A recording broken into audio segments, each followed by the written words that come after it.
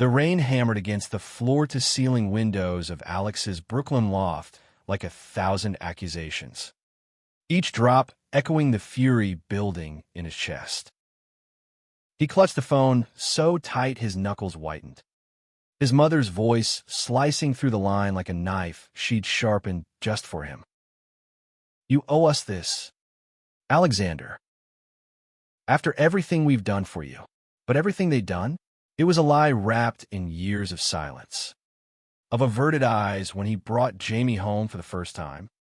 Of whispers behind closed doors about that phase he was supposed to outgrow. Alex's heart pounded as he glanced at Jamie across the room, his partner of 5 years stirring a pot of pasta in the kitchen, oblivious to the storm about to break. The call had started innocently enough, his sister Lila's latest life-changing adventure. A 6-month globe-trotting spree she'd dreamed up after dropping out of her 3rd college program. $300,000. Not alone, his parents insisted, but family duty. And when Alex hesitated, his father's gravelly threat followed. "Sign over the deed to that fancy brownstone you call home, or we'll make sure you regret it." Alex ended the call with a numb press of his thumb, the phone slipping from his fingers to the hardwood floor. Jamie turned, his face softening in that way that always unraveled Alex's defenses. Steam rising from the stove like a veil between their world and the one outside. "Hey, babe. Everything okay?" But Alex couldn't speak. Not yet, the weight of it all crashing down. The home he'd poured his soul into. The sanctuary he'd built brick by brick after escaping the suffocating grip of his upbringing in rural Ohio. It wasn't just about the money. It was the final twist of the knife, proving once and for all that love, in their eyes, came with strings attached, strings that choked the life out of anyone who dared to be different. Jamie crossed the room in 3 strides, his arms enveloping Alex like a lifeline in the tempest.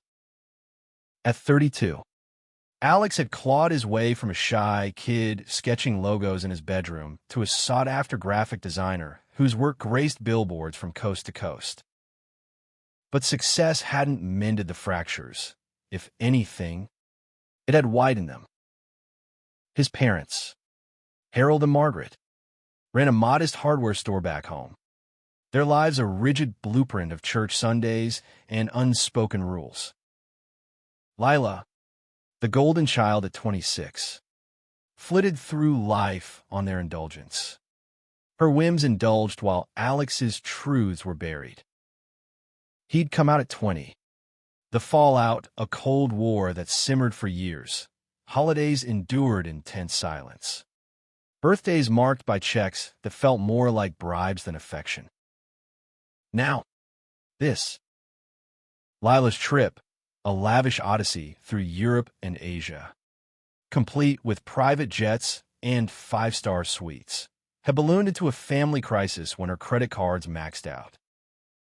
"It's her dream," his mother had pleaded earlier, voice cracking with that practiced vulnerability. "You have the means, Alex. God wouldn't want you to turn your back on blood." But God, in their version, had never made room for Jamie, for the quiet nights they'd spent building a life together, or for the pride Alex felt when his designs won awards, each one a quiet rebellion against the shadows of his past. Jamie pulled back slightly, his thumb brushing Alex's jaw, eyes searching those stormy grays. "Talk to me." At 30, Jamie taught English at a public high school in Queens, his passion for stories a balm to Alex's sharper edges. He wore his empathy like a second skin, the kind of man who remembered birthdays of students he'd never see again and quoted poetry when words failed. They'd met at a coffee shop 4 years ago, Alex nursing a sketch pad after a brutal client pitch, Jamie buried in lesson plans. One spilled latte and a shared laugh later, and the world had tilted into color. It's them, Alex finally whispered, voice raw. Lila's trip. They want me to foot the bill, all of it. And if I don't, he trailed off, the threat too absurd to voice aloud. Jamie's brow furrowed, his hand tightening on Alex's shoulder. How much? 300 grand. And the house as collateral. The words hung heavy, the loft suddenly feeling smaller, its exposed brick walls closing in. This brownstone, a fixer-upper he'd bought 5 years ago with his first big payout, was more than property, it was their haven. The garden out back where Jamie grew tomatoes in summer. The attic studio where Alex lost hours to his art. Losing it would unravel everything. Jamie's face hardened, a rare flash of steel beneath his gentle facade. They can't do that. It's your home. Legally, maybe not. But emotionally, Alex sank onto the couch, head in hands. The hook of it all, the way his parents wielded guilt like a weapon, had snagged him deeper than he cared to admit. Memories flooded. Christmases where Lila got the new bike while he got lectures on manliness, the day he told them about Jamie. His father's face twisting into something unrecognizable. His mother's tears a silent verdict. Yet he'd kept the door cracked, hoping for redemption, sending money home for emergencies that always seemed to benefit Lila more. That night, sleep evaded them.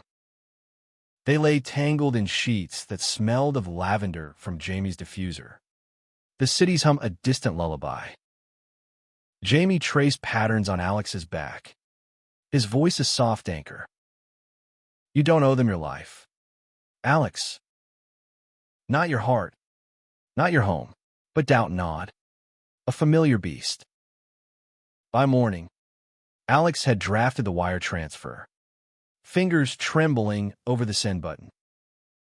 $300,000, half his savings, a chunk of his future. For family. For peace. The call came 2 days later, as Alex hunched over his drafting table, sunlight slanting through the loft skylight in golden shards. His father's voice boomed, unyielding. Good man.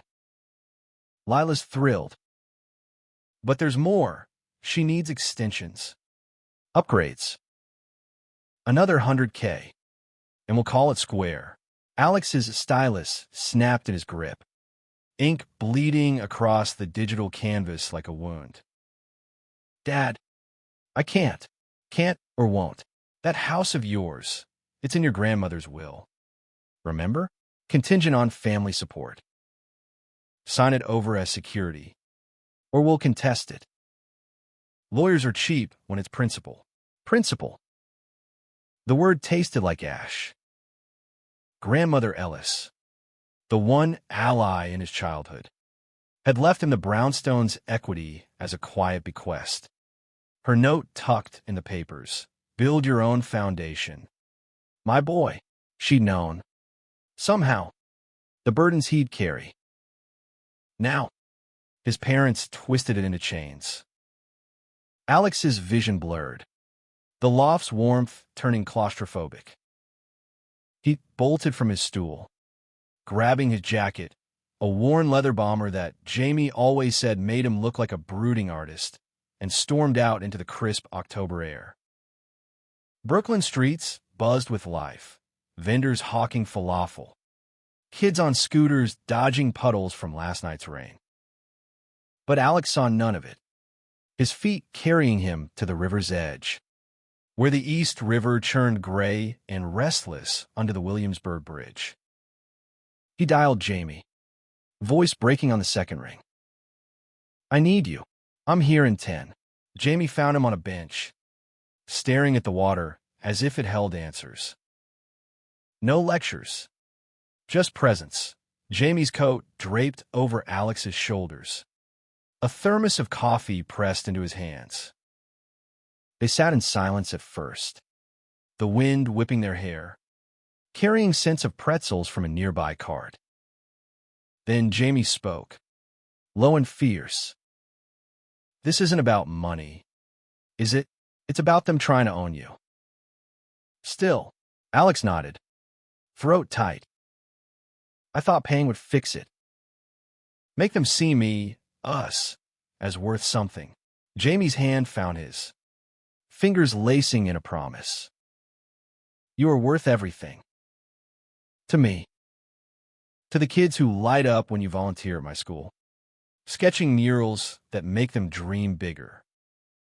To the clients who beg for your vision because it sees what others miss." He paused, eyes locking with Alex's, that depth pulling him under like the river below. "Don't let them dim that." For the first time, Alex let the tears come, hot and unashamed. Jamie's arms a fortress against the gale. In that moment, the hook released its grip, not fully, but enough to breathe. They walked home hand in hand, the brownstone waiting like a faithful friend, its lights flickering on as dusk fell. Dinner was takeout Thai from the corner spot, eaten cross-legged on the floor amid scattered sketches. Laughter crept in, tentative at first, Jamie's terrible impression of Alex's father. All bluster and outdated idioms, then fuller, a reminder that joy could coexist with pain. But the threat loomed. That weekend, a letter arrived, crisp envelope bearing his parents' return address. Inside, a draft agreement, the deed transfer, notarized forms waiting for his signature. Accompanying it, a photo, Lila beaming from a yacht in Monaco. Champagne flute raised. "Join the celebration soon," the note read, in his mother's looping script. Alex's stomach twisted, the image a siren call to the old guilt. He showed Jamie, who read it twice before crumpling it gently. "Burn it. Or better, fight it." "Fight how?" "They're family. Family doesn't hold a gun to your future." Jamie's voice held a tremor, the teacher in him yielding to the lover. That night, they made love slowly, deliberately, reclaiming the space between heartbeats. Alex's hands mapped Jamie's body like a new design, every curve and scar a testament to their shared story. In the afterglow, whispers turned to plans, a lawyer friend from Alex's network, a review of grandmother's will. It wasn't revenge, it was reclamation. The confrontation brewed like thunderheads over the Hudson.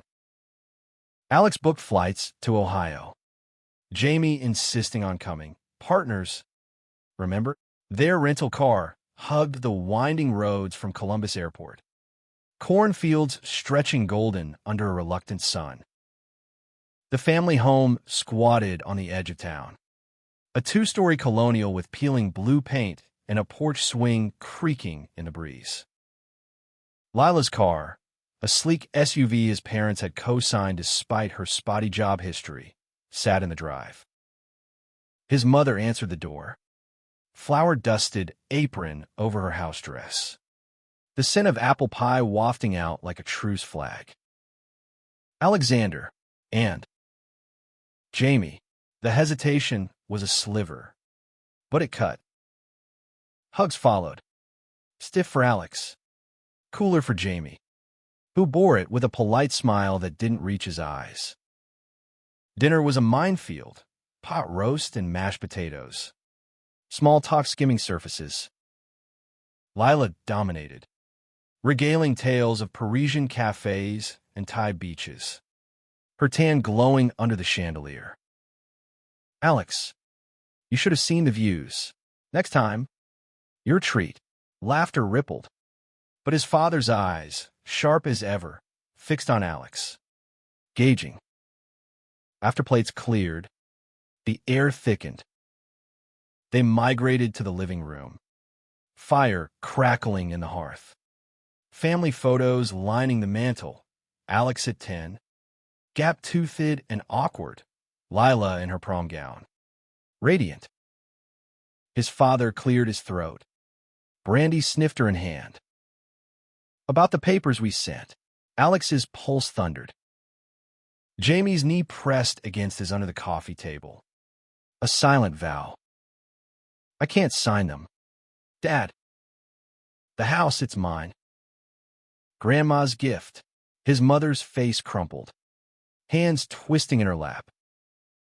We raised you better than this. Lila's future. My future matters too. The words escaped. Bolder than intended. Lila huffed, scrolling her phone. God. Alex. Always so dramatic. It's just money. Just money. Jamie interjected softly, his voice steady. It's security. The home you've built together. All eyes turned. The room's warmth turning accusatory. His father leaned forward, veins bulging at his temples. This isn't about you two. It's family legacy. That house was collateral for our sacrifices, your education, your lifestyle. The word dripped disdain. Years of resentment surfacing. Alex's chest tightened, the hook yanking hard. Lifestyle? You mean loving him? He gestured to Jamie, whose hand squeezed his, unyielding. I've supported you all. Lila's cars. Her startups that flopped. Your store's loans. But this, taking my home, it's not love. It's control. Silence stretched, broken only by the fire's pop. His mother sobbed quietly, dabbing her eyes. We just wanted unity. Unity accepts all of us, Jamie said, voice gentle but firm. Or it's not unity at all. Lila stormed out, muttering about ungratefulness. His father rose, face thunderous. Get out. Both of you. And take your filthy demands with you. The drive back to the airport was a blur of taillights and tears. Jamie at the wheel, Alex staring at passing farms. I'm sorry, Alex whispered, for dragging you into this. Jamie glanced over, eyes soft in the dashboard glow. I'd follow you into any storm. At a red light. He leaned in, their kiss a spark against the dark, salty with grief, sweet with resolve.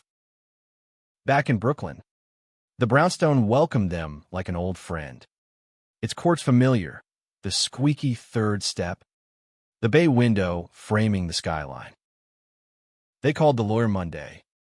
Papers filed to contest any claim. Weeks blurred into a tense limbo, voicemails from his mother pleading reconciliation. Silence from his father. Lila posted from Bali. Captions dripping envy. Living my best life blessed. But cracks formed. A late-night call from his mother. Voice slurred with wine. He's wrong. Alex. I see it now. But losing you. Sobs followed. The first admission of fracture. Alex hung up, turning to Jamie, who waited with open arms. Healing starts small, Jamie murmured, pulling him close. They spent evenings planning, not defenses, but dreams, a studio expansion, trips of their own to places untainted by obligation. Romance bloomed in stolen moments, a picnic in Prospect Park. Jamie reading sonnets under autumn leaves, a gallery opening where Alex's exhibit drew crowds. Jamie's pride a quiet glow. Yet the climax loomed. Court date set for December. Snow dusting the city like forgotten promises. The hearing was a sterile chamber in downtown Manhattan. Fluorescent lights buzzing over mahogany benches. His parents arrived in ill-fitting suits. Lila absent. Her trip extended on his dime. The judge, a no-nonsense woman with silver streaks, reviewed the will, ironclad. No contingencies beyond good faith. His father's testimony faltered, bluster cracking under cross-examination. It was for the family, he insisted, but his eyes darted, avoiding Alex's. Margaret took the stand, voice trembling. I thought, if we held on tighter, he'd come back to us, to who he was meant to be. The words landed like blows. But Alex rose when called, Jamie's hand brushing his in the gallery. Meant to be, he echoed, voice steady for the first time. I was always meant to love fully, to build a home not of fear, but of truth.